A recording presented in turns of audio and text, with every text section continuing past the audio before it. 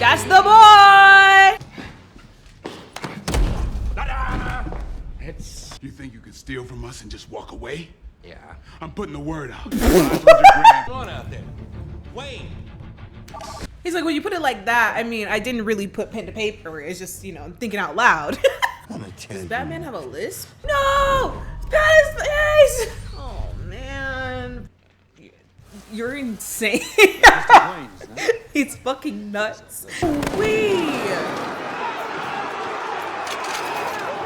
That boy is good. The Dark Knight. He said it! Hey you guys, welcome to Kima's Never Seen It. I'm Kima, and today the movie we're going to be talking about is The Dark Knight. Welcome to 2026. I know it's been a while. I do apologize, but I speak for myself and maybe some of you as well. It's been kind of rough, the start of 2026. So now that we got that behind us, we can move forward. If you have never been here before, I take movie suggestions based on movies I've never seen, which is basically every movie ever. Watch them, give a quick synopsis of what they're about, and then give my opinion. Well, my opinion from yours, probably. But if you've never seen this movie, I'm putting a big spoiler alert right here because we're about to get into it. Now that we got that out the way, let's get into what this movie's about based on the DVD cover summary. I actually have a DVD cover. With the help of Lieutenant Jim Gordon and District Attorney Harvey Dent, Batman has been making headway against local crime until a rising criminal mastermind known as the Joker unleashes a fresh reign of chaos across Gotham City. To stop this devious new menace, Batman's most personal and vicious enemy yet, he will have to use every high-tech weapon in his arsenal and confront everything he believes. So if you've been here for a while, or if you're just now catching me and maybe seeing the thumbnail, I watched Batman Begins last year, the start of this trilogy, and I'm not a Batman fan. I've said this on other videos as well. I'm not a Batman fan. However, Batman Begins was a really, really good movie to me. So I was just like, okay, well, there's two more. Let me check out The Dark Knight and see how it compares. So that being said, we start off with the movie with a bunch of men in clown masks looking like they're about to do a robbery. But it's really weird because as they're doing the robbery and doing all these different things to like move the robbery along, they're like taking each other out. Like someone will do something, then one of them gets popped, then the other one will go and like unlock the safe to this bank that they're trying to rob, and then they get popped. It's really weird. And then there's this man who's on the inside who looks like he's not really afraid of the clown people, and he's like shooting at him. He ends up getting popped. So like there's just a lot going on for the start of a movie. And I'm guessing they're taking each other out so that they could have more money to split between all of them versus them having to split the shares. That's my guess based off of me playing the game GTA. You know, if someone gets messed up, they don't get the money. So like, I feel like that makes sense. But the person who had come out to shoot against the clowns, again, he got popped by one of them. And that person goes up to him and reveals who he is. I believe whatever doesn't kill you simply makes you stranger. So then after that, the Joker gets on this school bus and they leave the bank and blends in with a bunch of other school buses. So they're basically incognito. The cops don't know that what they just did because they're blending in with all these other school buses that are in a line. The Joker is so smart. And literally, we're barely 10 minutes into the movie. I'm already amazed. Later that night, we're in this parking garage with these goons, these mob people, gang members, I don't know. And it looks like they're trying to do some kind of exchange. And in the background, we see Batman. But it's weird because like we see Batman in multiple places and it's just like, I don't think he can move that fast. And turns out it's multiple Batmen trying to take on these goons. And I don't know what that's about. Like these Batmen have guns and stuff. And I'm just like, I thought Batman didn't kill people. Why would he have a gun? It doesn't make sense. So I'm just like, they can't be real. They have to be fake, right? So they're fighting against them. The goons are fighting the fake Batman. They're sticking their dogs on him. They're getting tore up. And then finally, the real Batman comes in. And he doesn't only take down the goons. He takes down the fake Batman too, because he's just like, y'all shouldn't be doing this. Like, this isn't what this is about. And they're trying to be like, oh, why are you the only self-righteous one that should be Batman? It's just like, clearly you're not doing it right. That's why only he should be Batman. You don't know what you're doing. What gives you the right? What's the difference between you and me? I'm not wearing hockey pads. And then later on that night, Batman meets up with Gordon and they're talking about the Joker a lot. They bring up his picture and, you know, things, I think pictures from the bank. And Batman looks at it, but he's more worried about the mob people than he is the Joker. Let me just say this right now. Big mistake. The next morning, we are with Bruce, who is Batman, obviously, but we're with Bruce and Alfred is basically telling him, like, I know that you feel like you need to do all this stuff and like help the city and save the city, but you gotta calm down. Like, he has all these bruises on his back and on his body and stuff, and he's just messed up. Like, he just keeps getting hurt. And at the end of the day, Batman is a regular man. Like, he can get hurt, he can die. So Alfred is just like, come on, I understand what you're doing, but you need to slow down. But Bruce honestly isn't too worried about that. He should be, but he's not. And he's talking about this new district attorney named Harvey Dent. I think he's running for mayor. And, you know, he's taking not a liking to him, but he's looking more into him since he's been running and stuff. But Alfred thinks the real reason he's looking into him is because he's with Rachel. Now, what I will say is Rachel is different in this movie than from the first movie. It's a different actress, which really messed me up for a second. But it turns out the original Rachel, she just had a lot of stuff going on. And I think she was a part either of another movie or like a TV series. So schedule conflicts, she couldn't play it. We got a new Rachel. And she's with Harvey. So Harvey and Rachel are working together to kind of take down some of the goons in Gotham. There's a court scene where I want to say he's like at least the head boss of one of the mob gang things. I don't know. And he is doing questioning and all that kind of stuff. You know, they're threatening to kill him, all Gotham stuff, all that stuff is whatever. And later after the court case, he meets up with Gordon and he's just like, listen, I want to meet up with Batman because again, Batman is doing all this stuff, but he's a vigilante. He's, I don't know if he's really helping us out, It's just a lot. And he does end up meeting Batman. However, it's Bruce. So like, did he really meet him? Bruce ends up coming with some random girl to meet Harvey and Rachel for dinner. And they're talking and stuff. And the girl who's with Bruce is just like, oh, Batman, he's doing more harm than good. There's all this crime, never been so much since the Batman, blah, blah, blah, blah, blah. Kind of talking to Harvey and all this stuff. And Rachel's kind of looking at Bruce like, yeah, that's crazy.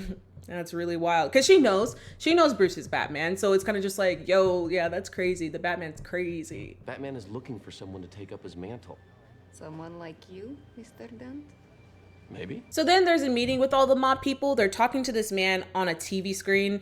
His name is Lau, I believe it is. And he's basically saying like, all the money that we're going to have and stuff, I'm going to move it out of jurisdiction. That way the cops can't do anything. They can't, work or facilitate outside that jurisdiction. So if I move it to where I'm at, we'll be okay. But the Joker comes in and bursts that bubble real quick. So the Joker comes in, he's unhinged, he's crazy, and he's basically telling them like, y'all are too scary to go out because of the Batman, y'all scared of him. I'm not scared though. So we can work together and I can get a share of the money.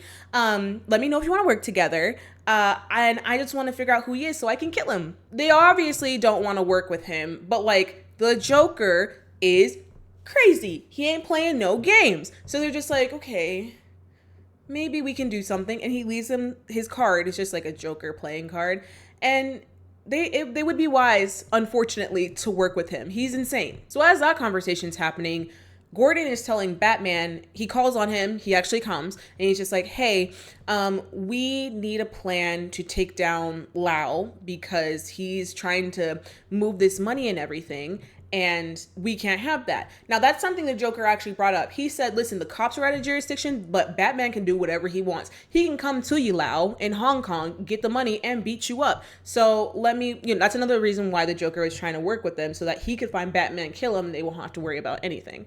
So then Batman hears all this from Gordon. And he's just like, okay. Later on, he talks to Lucius, and he's just like, let's talk to Lau and tell him that the deal is off, but let's actually go to Hong Kong. A phone call would suffice, but they need intel and some inner workings to be able to basically track them. Later on, again, the mob people don't really want to work with the Joker, and because of that, there's a scene where some of the mob people bring in the Joker's body, saying that they got him, they killed him and all this stuff. They bring him in a trash bag, and once they bring him in, they lay him out on the table. Yeah, he's not dead. And he ends up killing one of the goon people, and it's just like, All right, now that we got that out the way, some of you are gonna work for me, but you you kind of have to, fight to the death for it. So figure out what y'all want to do, and I'll be out here. Also, sorry if I'm skipping around a lot. I mean, I felt like I was doing this a lot when I watched Batman Begins as well, but there's just a lot of different moving pieces everywhere. It eventually connects, especially if you watch the movie, so bear with me. I do apologize. So now Lucius goes to Hong Kong to meet Mr. Lau, and he's just like, oh, we need to put our business deal on hold. Sorry about that. And of course, Mr. Lau is just like, a phone call would have been great, like we thought, but it turns out Lucius ends up planting some kind of cell phone in their building, which has this like frequency sonar similar to what a submarine is, so that he could track basically everything that's going on in that building and whatever is close by. Freaky stuff. And because of that big tech, Batman comes into the building and ends up, fighting them off and all that kind of stuff, and escapes with Lau, and now they have him in custody. So they're bringing him for questioning, they're negotiating with him, and throughout the conversation, basically they get down to charging all of the mob people with a RICO charge, and Gordon comes in to arrest them all. So it kind of worked. A lot of work, but it kind of worked. Later that night, Bruce decides to have a fundraiser for Harvey Dent, and this brings all the, who's who of Gotham coming in there and stuff. And this is also the perfect night where Harvey would be able to propose to Rachel, because they're so in love and he loves her. He just wants her to be a part of his family, blah, blah, blah, blah, blah. Yeah, the thing is that no good could come around if the Joker's alive, and he ruins everything. You want order in Gotham? Batman must take off his mask and turn himself in. Oh, and every day he doesn't, people will die. Now, the Joker actually put a hit out on a couple of people, and Harvey was the last person he needed to get. So he put a hit out on one of the judges. He put a hit out on another commissioner, I believe it was. And he put a hit out on Harvey Dent. Now, the judge, they blew her up in a car. The commissioner, he ended up drinking something that was laced, so he ended up dying. And Harvey is the last one that's left. But Bruce ends up feeling what's going on, takes him to the back and kind of hides him. But unfortunately, with Harvey gone, that leaves Rachel, the closest one to him at this point. But of course, Batman won't stand for that. Batman comes out, he does his, fighting and all that kind of stuff. And he saves Rachel. She's safe for tonight. But, again, those other law enforcement people, yeah, they're gone. And now Bruce / Batman has to find out who the Joker is, because absolutely nobody knows who this guy is. And it kind of seems like he came out of nowhere. I know there was a teaser for it in the last movie, but like, this guy really is crazy. He makes for a good movie, I'm not gonna lie, but he's insane. Also, there's this other man, this is just a smaller scene. His name is Coleman. He's talking to Lucius because he's kind of sick of Bruce and, his rich boy behavior, all this kind of stuff. And he tells Lucius, I think that Bruce is Batman, so I'm going to, blackmail him and get all this money from him unless, or get all his money from him and he doesn't give it to me, then I'm gonna tell the world. And Lucius is just like, so your best line of defense is blackmail. Does that sound right to you? Does that really sound right to you? So he does back off. I mean, he's right, but he does back off because he's just like, okay, yeah, maybe that is a little crazy. But again, that's just a smaller scene. You think that your client, one of the wealthiest, most powerful men in the world, is secretly a vigilante who spends his nights beating criminals to a pulp with his bare hands? And your plan is to blackmail this person? So now we're having a little memorial for the commissioner, because again, with the work of the Joker, he got, and everything seems to be going fine. But like I said, as long as the Joker is alive and well, nothing's fine. The Joker ended up being or acting as one of the cadets, the people who like do the salutes and stuff. He pretended to be one of them and starts shooting people, and he shot Gordon. So then Harvey finds out that Rachel's gonna be next because, again, just trying to take down some of the closest people to the heist people, get them out of there until the Joker gets to Batman. And then Bruce tells Rachel just to go to his house for cover and she should be okay there. Just so much is going on. Later that night, Batman shows up at this club that the mob men are at. He gets like the head guy, I forgot his name, but he gets him and he's just like, who's, in his stupid voice, who's the Joker? Who is he? Blah, blah, blah, blah, blah. And he doesn't comply. So he drops him from very high, breaks his legs.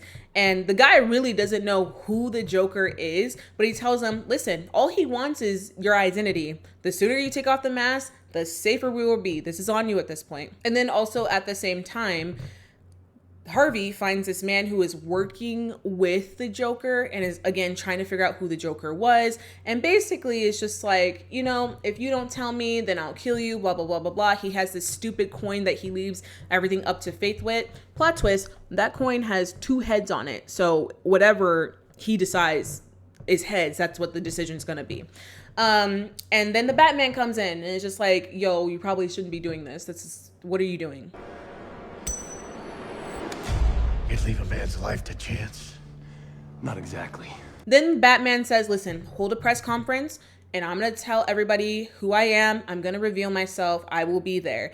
And Harvey is just like, are you sure about that? But he's just like, yes, I'm done with this. This needs to end. Too many people are dying. I'm going to reveal myself. Well, we have the press conference the next day, but Harvey says that he's Batman before Bruce can step up, and Rachel is pissed. Take the Batman into custody. I am the Batman. So now they're taking Harvey to jail. Rachel comes out and just like, what are you doing? You can't do this. And then he gives her his lucky coin or whatever the hell it is.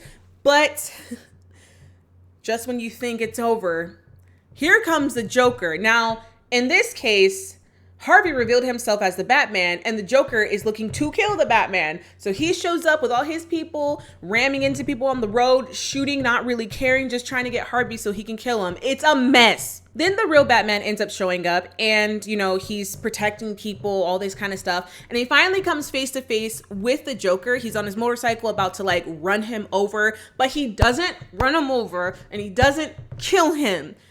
But turns out Gordon isn't dead and he arrests the Joker. So now the Joker's in custody. There's also a man in the jail cell who's just like, please let me out of here. I don't feel good. Something's going on with me. But of course the guards and stuff ignore him. Now you might want to take mental note of that considering the Joker's in custody and he is always on the job. There's always something going on when he's around. So then they bring him in for questioning.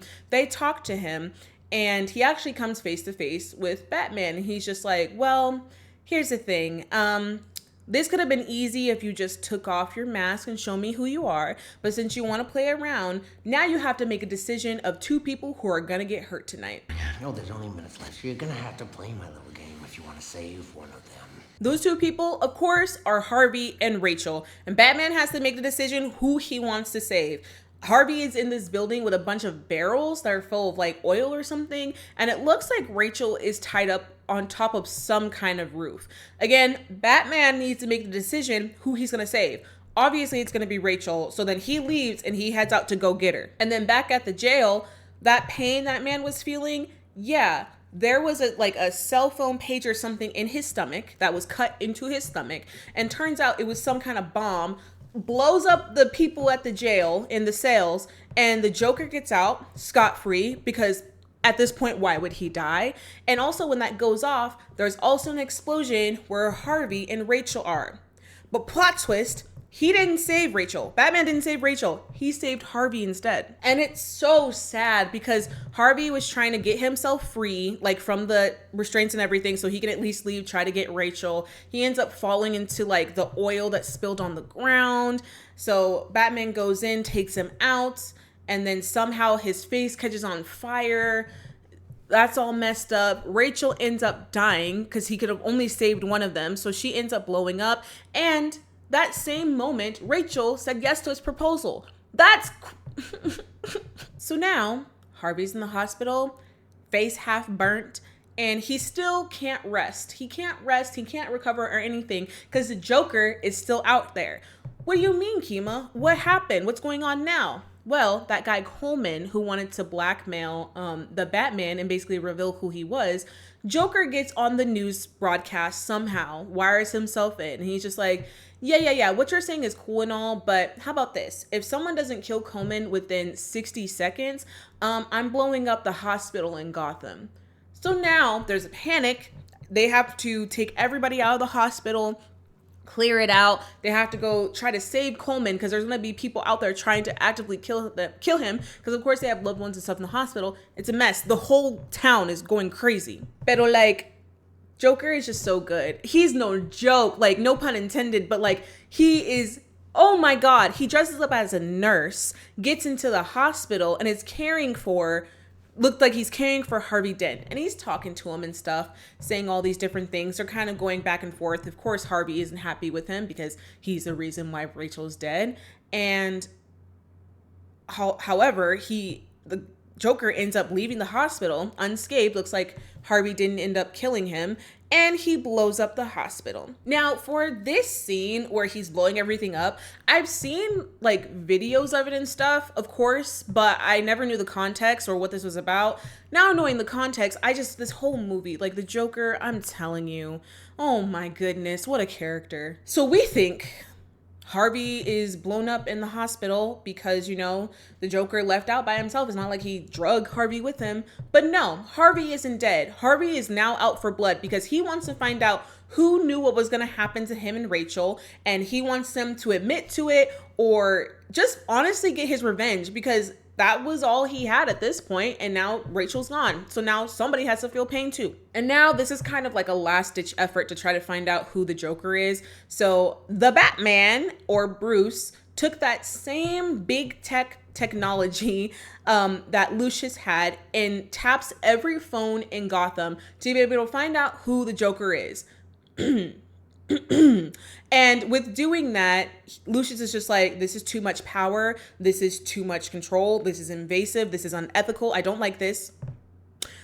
I will help you with this mission to get the Joker. But as long as this is here, I will not be here. And I'm quitting right after this mission is done. Consider this my resignation. As long as this machine is at Wayne Enterprises, I won't be. And I guess in a way, you know, I guess it's good that they mic'd up the phones because Joker is still out there on some mess and he has a new proposition. So now there is a ferry that's full of just civilians and there's another ferry that's full of like prison guards and people in prison and jail. Joker says, I have these two ferries. One of them has to blow up the other one by midnight. And if no one does it, I'm just going to blow you both up. So choose wisely. And both ferries are freaking out, rightfully so. One is just like, oh, they're just prisoners. It doesn't matter anyway. They did crimes. Blow them up. And then the people in jail are just like, I don't care if I am a prisoner. I'm still a person. Blow them up. It's okay.